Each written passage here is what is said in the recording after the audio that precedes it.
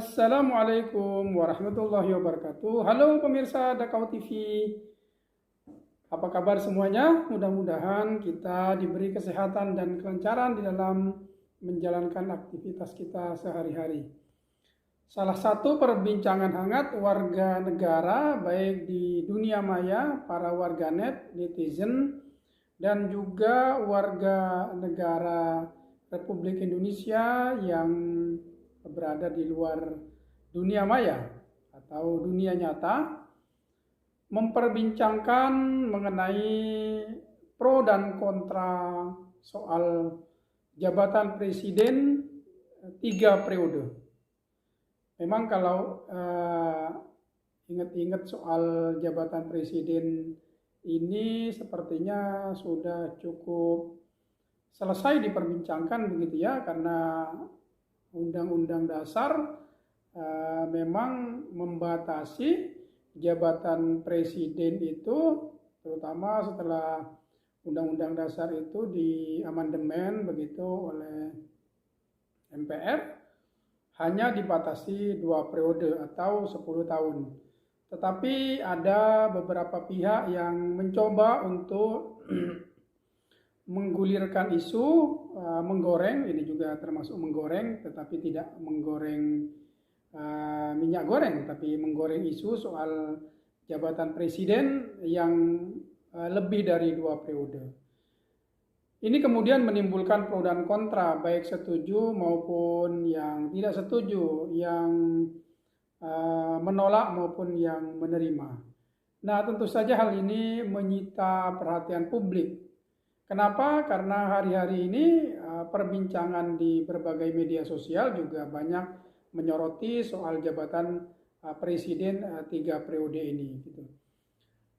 Ada baiknya mungkin perlu dipertimbangkan untuk tidak terus mengulas, memperbincangkan jabatan 3 periode ini.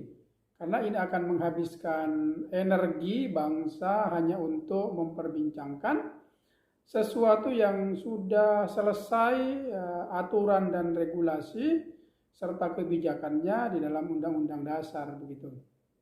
Sebaiknya isunya itu barangkali sudah perlu digeser kepada bagaimana memperbaiki mutu dan kualitas para calon presiden, maupun bagaimana supaya presiden yang menjabat itu lebih concern terhadap isu-isu dan persoalan publik, lebih sensitif terhadap persoalan yang dihadapi oleh masyarakat sehari-hari, salah satunya seperti yang kemarin itu, persoalan minyak goreng.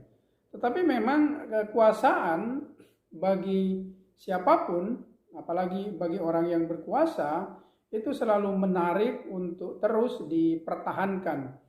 Karena di dalam kekuasaan itu ada banyak fasilitas, ada banyak kewenangan, ada banyak kemewahan, bahkan ada banyak pundi-pundi pendapatan yang membuat kekuasaan itu akan berusaha untuk dipertahankan oleh orang-orang yang berkuasa.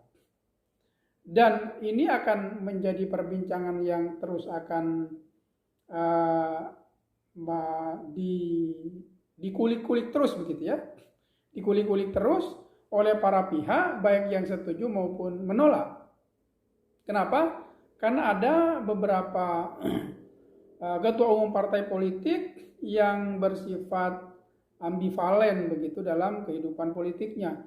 Di satu sisi misalnya mereka mendorong partainya mencalonkan para ketua umum untuk menjadi calon presiden pada pemilu atau pilpres 2024, tapi pada sisi yang lain bahkan ketua umumnya ingin mencalonkan diri sebagai calon presiden, tetapi pada sisi yang lain tokoh tersebut atau pejabat tersebut setuju dengan penundaan pemilu dan perpanjangan jabatan presiden hingga 3 periode.